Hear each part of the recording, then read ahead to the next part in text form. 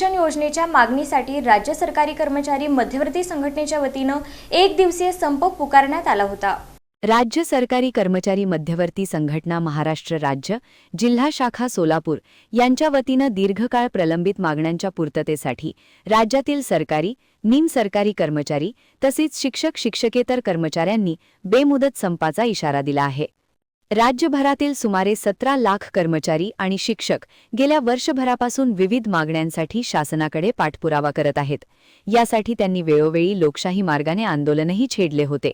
6 मार्च 2025 रोजी धरणे सत्याग्रह, 20 मे रोजी वॉकआउट, 9 जुलै रोजी राज्यव्यापी निदर्शने, 11 नोव्हेंबर रोजी उग्र आंदोलन, 5 डिसेंबर रोजी शाळा बंद आंदोलन आणि 9 ते 11 डिसेंबर दरम्यान नागपूर येथे साखळी उपोषण करण्यात आले होते।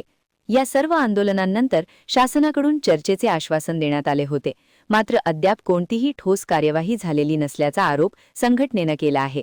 दरम्यान सुधारित राष्ट्रीय निवृत्ती वेतन योजना जाहीर होऊनही तिची अंमलबजावणी झालेली नाही। त्यामुळे 1 मार्च 2024 पासून निवृत्त झालेल्या कर्मचाऱ्यांचे पेन्शन प्रलंबित असून त्यांना तात्पुरते निवृत्ती वेतनही मिळालेले नाही। ही गंभीर बाब असल्याचे संघटनेनं नमूद केले आहे। तसेच राज्यातील रिक्त पदे भरण्यात होणारा विलंब, कंत्राटी कर्मचाऱ्यांचे नियमितीकरण, अनुकंपा तत्वावरील नियुक्त्या, सेवानिवृत्तीचे वय 60 वर्षे करण्याची मागणी आणि शिक्षकेतर कर्मचाऱ्यांचे प्रलंबित प्रश्न तातडीने सोडवावेत अशी मागणी करण्यात आली आहे। शासनाने या सर्व मागण्यांवर सकारात्मक निर्णय घ्यावा, अन्यथा राज्यभर बेमुदत संपावर जाण्याचा निर्णय कायम ठेवण्यात येईल असा इशारा संघटनेच्या पदाधिकाऱ्यांनी दिला आहे। बाईट अमृतराव कोकाटे, राजीव साळुंके यांनी दिला। यावेळी कामगार नेते शंतनू गायकवाड, अशोक इंदापुरे उपस्थित होते। राज्य कर्मचारी मध्यवर्ती संघटनेचा सरचिटणीस अमृत कोकाटे बोलतोय। आज जे आम्ही आंदोलन बेमुदत संपाचा जो पुकारला त्याचे महत्त्वाचा म्हणजे जिव्हाळ्याचा प्रश्न, सुधारित राष्ट्रीय पेन्शन योजना ही माननीय मुख्यमंत्री, माजी मुख्यमंत्री एकनाथजी शिंदे साहेबांनी सुरुवात केली, त्याचा ठराव पारित केला आणि त्याचा जो अधिसूचना आहे ती सूचना जवळजवळ 15 महिने होऊन गेले, अद्याप तो काढला नाही। त्यामुळे हा आम्ही आंदोलनाचा पवित्रा उतरला आहे। राज्यामध्ये राज्य सरकारी कर्मचारी संघटनेच्या सर्व संघटनांच्या वतीनं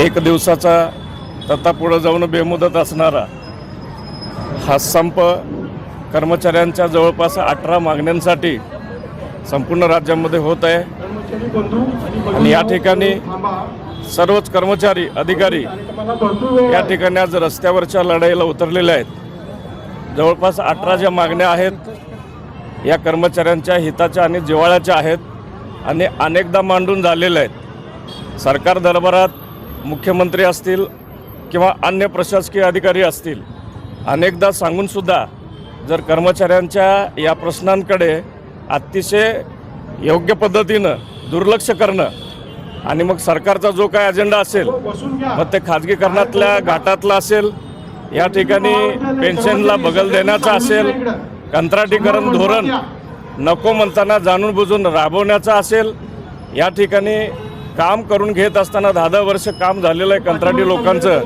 मग यांना कर्मचारी म्हणून सेवा अधिकृत पद्धतीनं अखंड पद्धतीनं द्यावी आणि नियमित करून घ्यावं, तर ह्या पद्धतीचं धोरण सरकारचं नसतं।